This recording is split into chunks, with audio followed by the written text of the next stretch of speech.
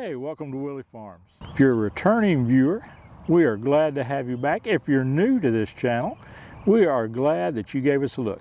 We're glad you're all here. So today we're going to be talking about ground cover or mulch, the various kinds, pros and cons, and you probably need to do some research, see what is best for you.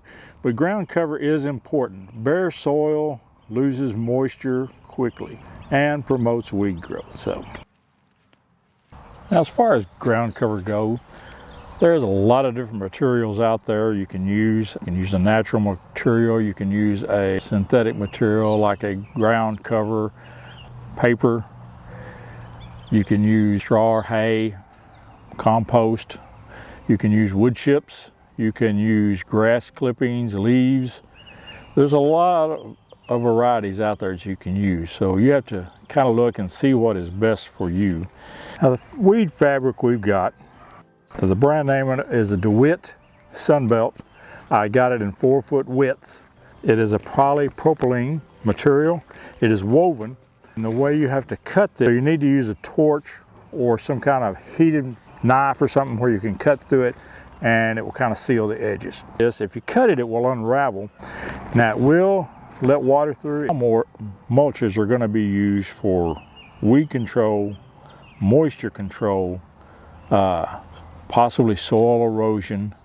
So that's the benefits of all the mulches, or what you want as a benefit of the mulches. Wood chips is a good mulch, maintains soil moisture. It's fairly cheap. It's going to break down over time, add elements to the soil, and wood chips are going to encourage earthworms. The cons of wood chips are going to be increased fungal growth possibility. It can increase a nutritional balance due to the high carbon content of the wood. It takes a lot of nitrogen to break that down, and it will eventually be returned to the soil, but it will take time. Hay and mulch, again, promotes moisture retention, prevents soil erosion. It breaks down very easily and very quickly. You can add layers of that. It's fairly inexpensive. The cons on that are you're going to have to add that 3 or 4 times a year to keep that buildup because it's going to break down.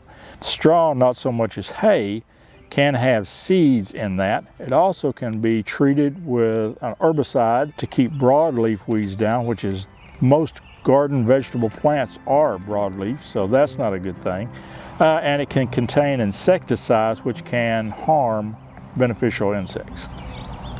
Compost is a good option. It helps retain the soil moisture, maintains the soil temperature, nourishes the soil constantly. The cons, it's going to decompose very quickly. You're going to have to replenish it often. It may not suppress weeds and grass as well as other mulches, and you're going to have an ample supply of compost.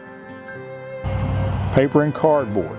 Inexpensive, can break down and leach chemicals into the soil if it's not a biodegradable product.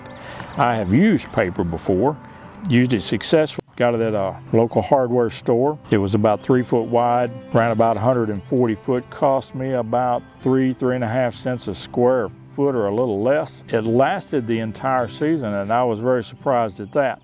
And it broke down fairly easily. It had no colorants or added coloring to it, so it didn't have those kind of chemicals, but it could have had some kind of chemicals or resins in that might not have been good for my soil.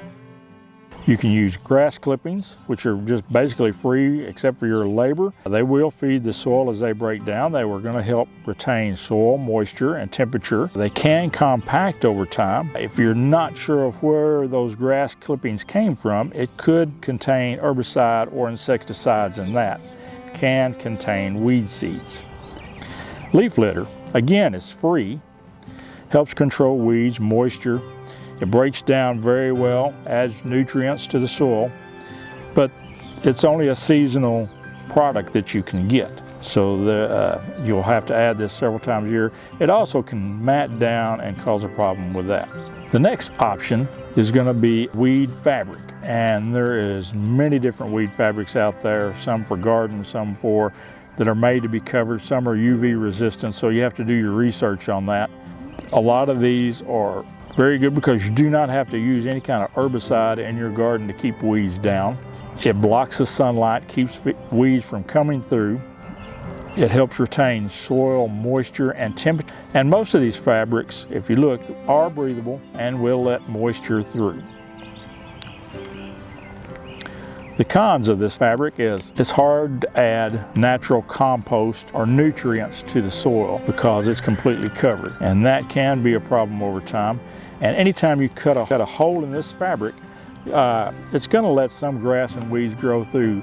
Although a much smaller area that you're going to have to weed, your garden is never going to be totally weedless in most cases. You're going to have to pull some grass and some weeds no matter what. Plants a foot apart. It's already pre-marked, and then all you have to do is figure out the length that you're doing that. Burn your holes in there, put your seeds, your plants in there, and it will protect from weeds. And remember, as always, count your blessings that God has given you every day.